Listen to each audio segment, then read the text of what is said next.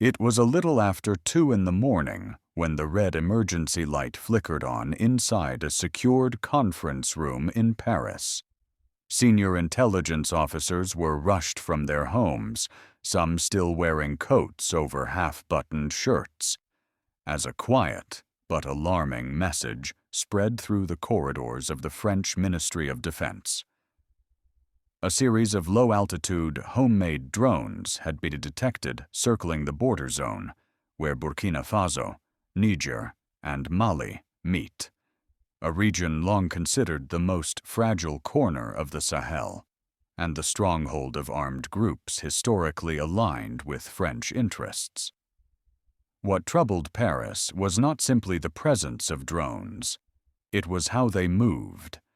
They flew unusually low and silent, following patterns that no French system could decode, suggesting a level of improvisation and adaptation that standard detection technology could not anticipate. To seasoned analysts, this was not random activity. This looked like reconnaissance.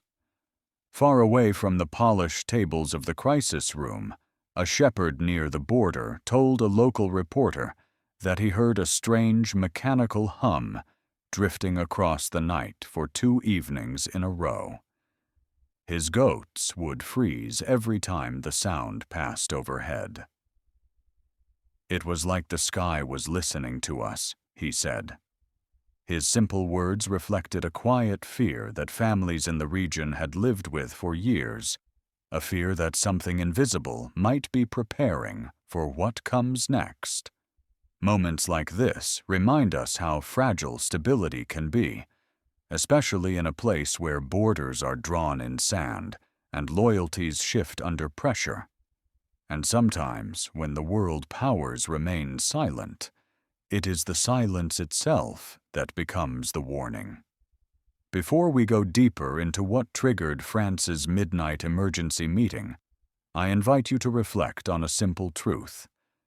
When ordinary people in distant villages sense a change before intelligence agencies do, it often means history is already moving. But what exactly were those drones preparing for? And why now, at the very heart of the Sahel's most contested territory? As the first reports of the low-flying homemade drones reached the crisis room in Paris, French intelligence officers began assembling a timeline of the past 72 hours. What they uncovered was more troubling than anyone expected. Satellite captures revealed that the drones were not wandering aimlessly across the borderlands. They were tracing a deliberate grid pattern, passing repeatedly over 3 specific ridges that overlook a valley long used by armed groups receiving outside support. These groups, for years, operated with a kind of invisible protection. They survived shifts in government, foreign interventions, and changing alliances. Yet something had now disturbed that equilibrium. Deep inside the Sahel, the newly aligned coalition of Burkina Faso, Niger, and Mali appeared to be preparing for something far more coordinated than previous operations. A convoy of AES vehicles had moved quietly at nightfall, headlights off, rolling over dirt tracks that rarely see military traffic. Their movement was not aggressive, but it was purposeful.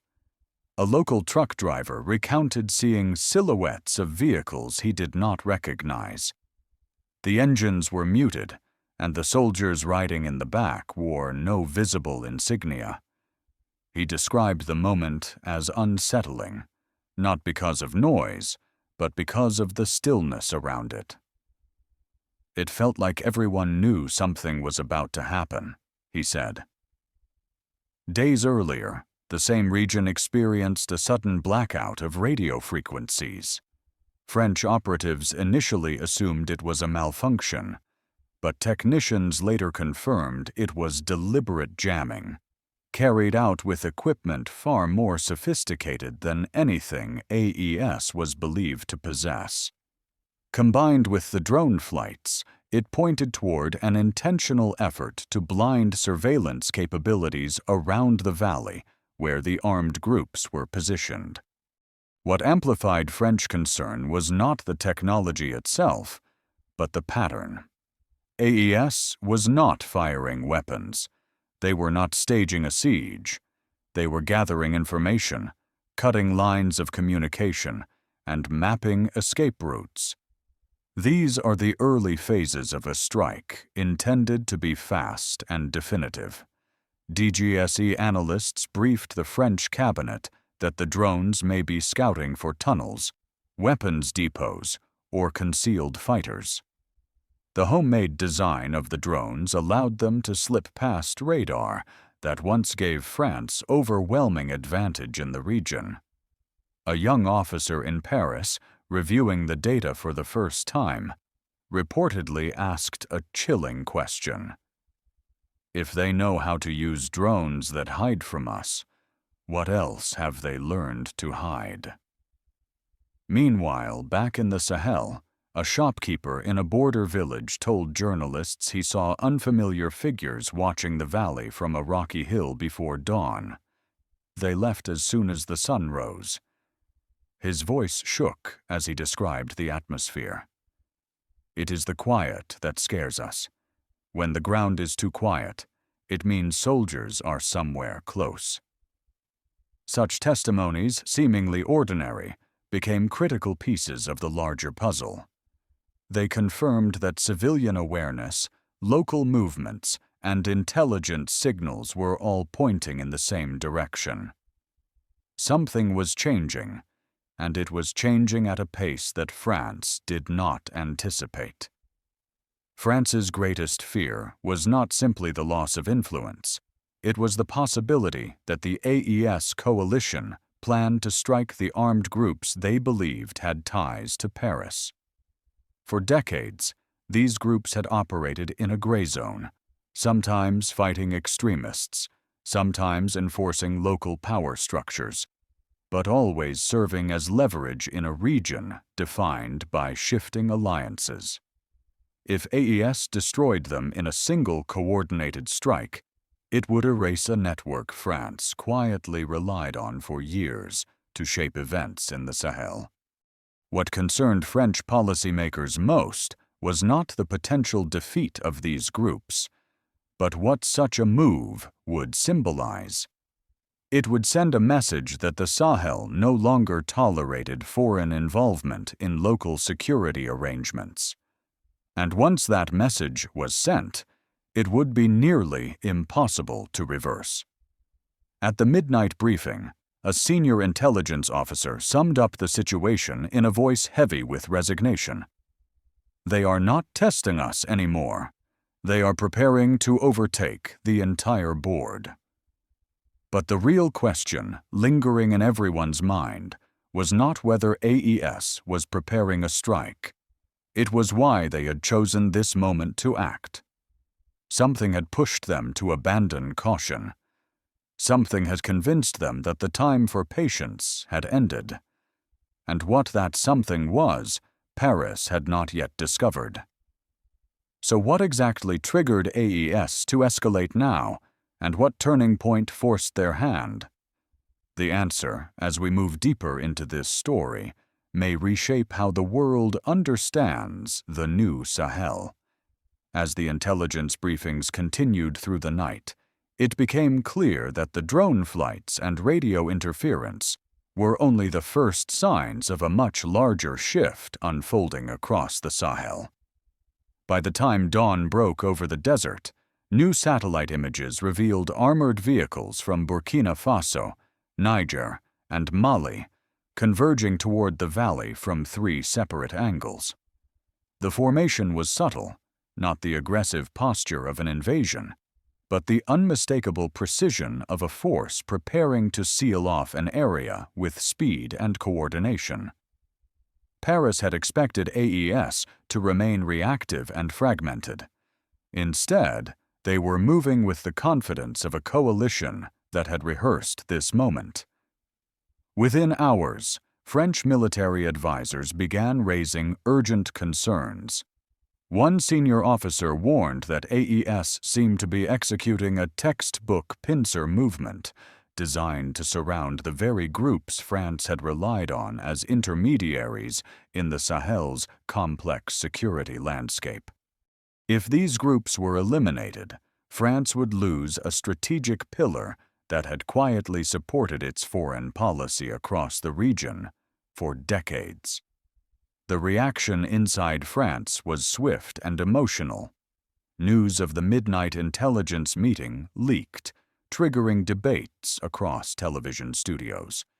Retired generals questioned how France had allowed its advantages in surveillance and influence to erode so quickly. Analysts debated whether Paris had underestimated the determination and unity of the AES alliance. A former defense official remarked that the drone footage was a wake-up call, saying it showed a level of operational maturity that France had not believed the Sahel states were capable of achieving. Meanwhile, in Burkina Faso, the atmosphere on the ground shifted in a very different way. In the city of Dori, a teacher named Mariam watched military trucks rumble past her schoolyard early in the morning. She had lived through years of instability, but something felt different this time. The soldiers moved with a sense of focus and calm she had not seen before. They looked like men who had finally been given the chance to defend their home, she said. Her students, usually restless, sat quietly as the trucks vanished into the distance. The people in her village did not know exactly what operation was underway, but they sensed a turning point. Radios buzzed with rumors. Some said the coalition had discovered a weapons cache used by foreign-backed militants. Others claimed AES intelligence had intercepted communications that revealed plans for a new offensive by the armed groups. Whatever the truth was, one thing was certain. Tension spread across the region like dry grass catching fire. In Niamey, Niger's capital, crowds gathered in front of government buildings demanding strong action against foreign interference. They carried signs calling for the Sahel to reclaim its destiny. In Bamako, Malian commentators praised the unprecedented coordination between the three nations, calling it a historic moment. Back in Paris, the emotional weight of the situation intensified.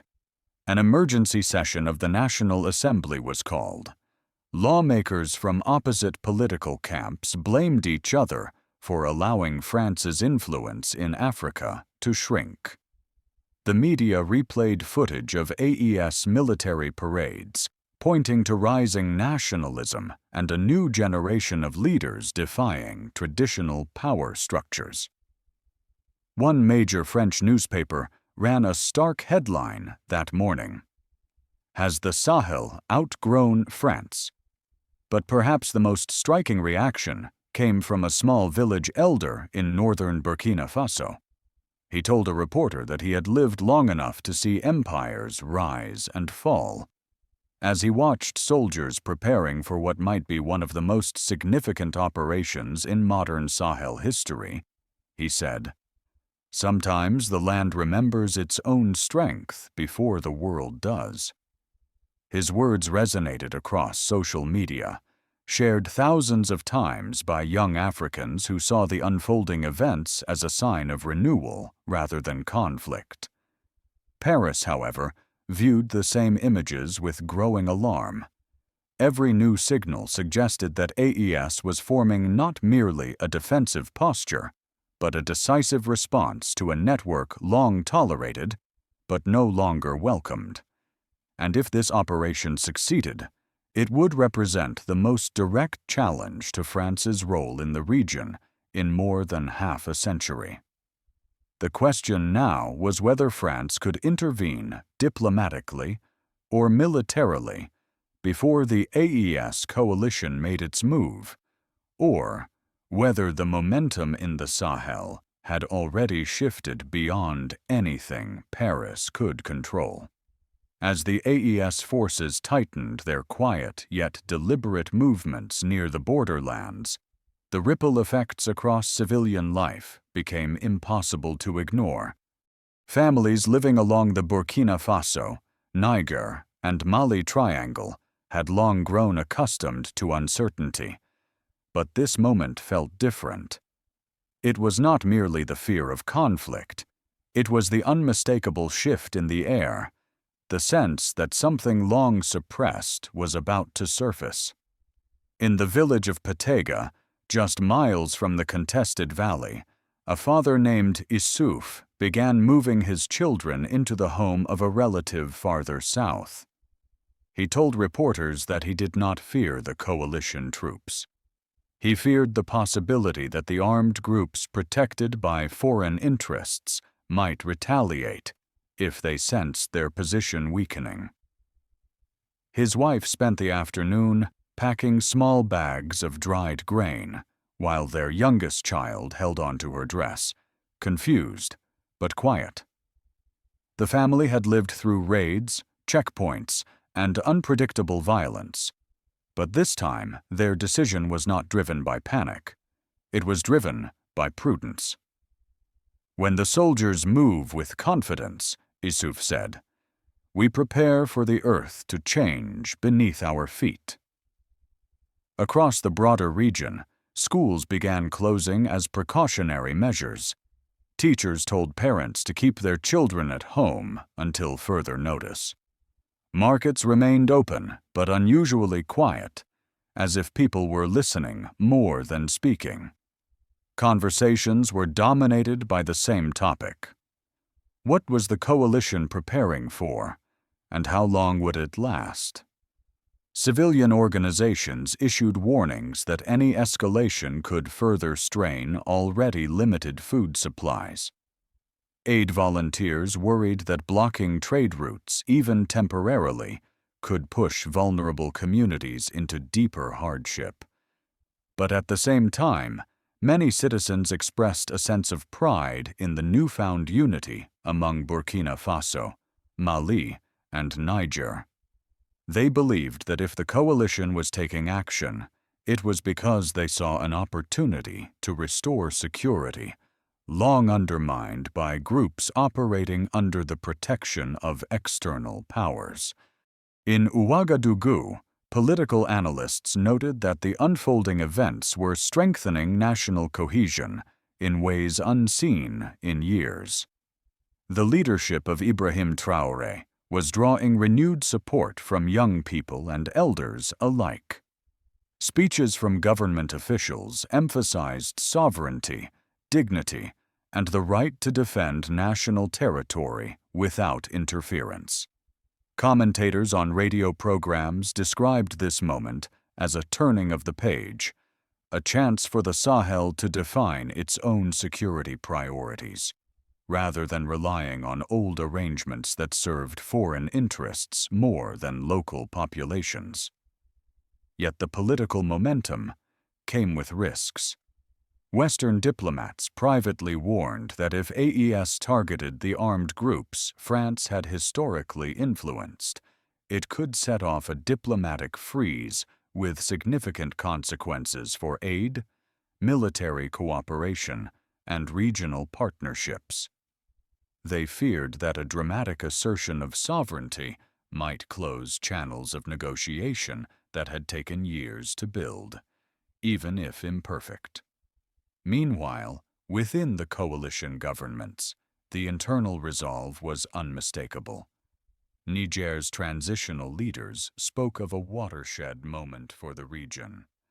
Mali's officials described the buildup as overdue, a step toward finally addressing the networks that had exploited local divisions for decades.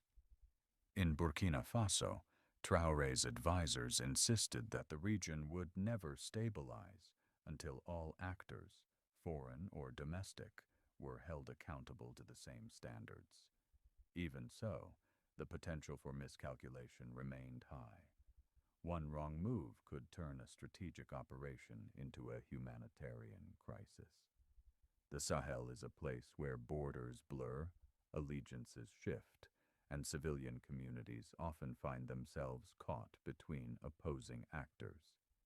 Aid agencies cautioned that if roads were closed or fighting broke out, more than 70,000 civilians could be displaced within weeks. For families who had already endured years of instability, even the slightest disruption to supply routes would be devastating. The world's reaction was mixed. African nations outside the AES alliance watched closely, weighing whether this moment represented a bold rise in regional autonomy or a step toward deeper conflict. European observers viewed the developments through a narrower lens, focusing on the implications for France's strategic posture. But for the people of the Sahel, the meaning was more intimate. It was about whether their children would sleep safely tonight, and whether the land they called home would finally be freed from the networks that had shaped their lives from afar. As the political and civilian pressures converged, one question overshadowed everything. How would the United States interpret this shift, and would Washington step in before the coalition acted, or choose to let the Sahel reshape itself without interference? In Washington, the unfolding situation in the Sahel was viewed not as a distant regional issue, but as a potential fault line with direct implications for American security interests. Analysts inside the Pentagon studied the same drone footage that alarmed Paris and noted the unusual discipline of the AES forces. This was not the disorganized pattern of militias acting on impulse. It was the calculated positioning of states asserting control over their territory after years of depending on foreign military arrangements. For the United States, the question was not simply whether the armed groups tied to French influence might be dismantled.